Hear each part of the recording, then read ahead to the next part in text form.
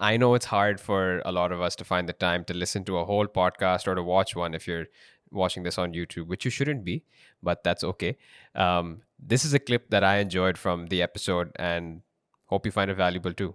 Enjoy. So in all of this now, mashallah, so you've expanded to I think 5 campuses. 4 campus Okay. पहले, लेकिन उसमें से अभी एक कैंपस तो हमारा खाली होगा इन द सेंस कि खाली रखा है हमने, सही है। क्योंकि उसमें अगले साल शायद हम लोग कुछ और स्टार्ट करें. So we Interesting. Have a pre school primary campus, Wow. we have a college campus, and then recently we are shifting to a new campus जो कि क्रेडो स्कूल का है, सही है। एंड उसी के अंदर हमने क्रेडो स्पोर्ट्स अरीना भी बनाया. Very nice. इस तरीके से So pure, like you're a full K to 13 solution now. सही.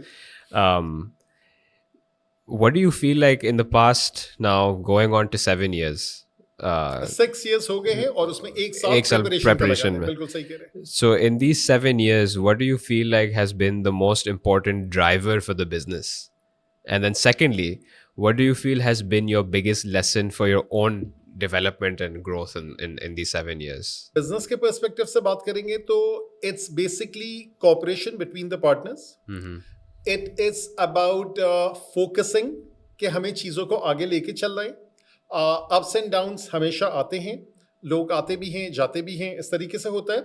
लेकिन ये जो चीज़ है कि उसमें कुछ लोग होते हैं जो स्टैंड करते हैं कि नहीं, ये हमें इसको ठीक है, हालात ख़राब है, कोविड का ज़माना आया और इसमें भी हमने स्टैंड किया और माशाल्लाह से उस फेज से भी हम निकल गए.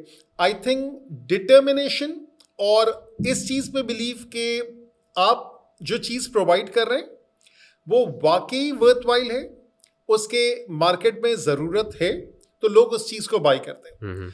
ना आप एरोगेंस की तरफ जाएं, ना आप इस चीज़ में जाएं कि आप बिल्कुल अपने ऊपर से आपको बिलीव ही नहीं है, नहीं कोई आएगा नहीं आएगा ये होगा.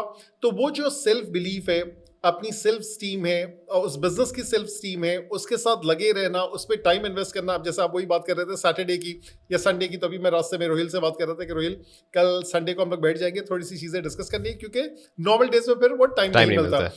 तो वो चीज़ है कि वो जो time and effort, so it's a product of time and effort, वो आप करते हैं तो माशाल्लाह वो होता है. जहाँ तक अपनी डेवलपमेंट का ताल्लुक है, येस आई पर्सनली फील कि I have change much over the years for the better.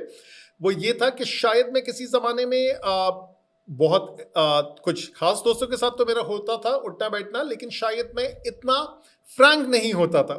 तो वो लोगों ने मेरे बारे में स्टोरीज भी मशहूर कर रखी है और उसमें से कुछ सच भी होंगी. तो वो ये है कि पर्सनली लोगों से कनेक्ट करना. आप पर्सनली, अगर मैं इस तरह रुक के बात कर रहा हूँ, एक ज़माने में बहुत तेज पढ़ाता था. अच्छा. और शायद उस ज़माने में बच्चे ऐसे भी थे जो उसको ग्रास्प भी कर लेते थे.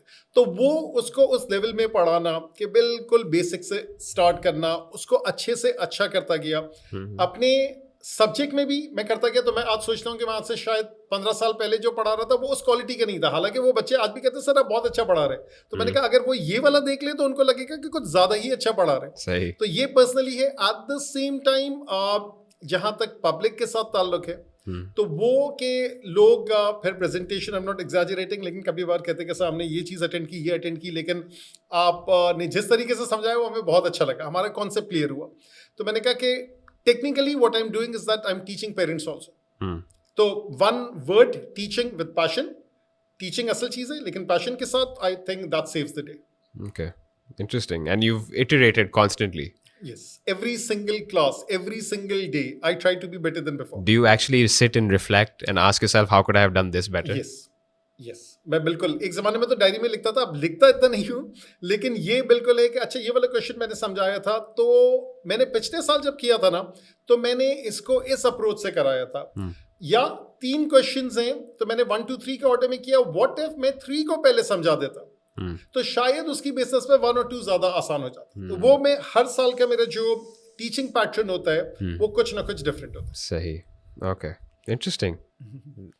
If you like this, help me grow the channel, help me find more guests, help me find more listeners out there in the world just like yourself. So don't forget to subscribe and pass this episode on to your friends and family.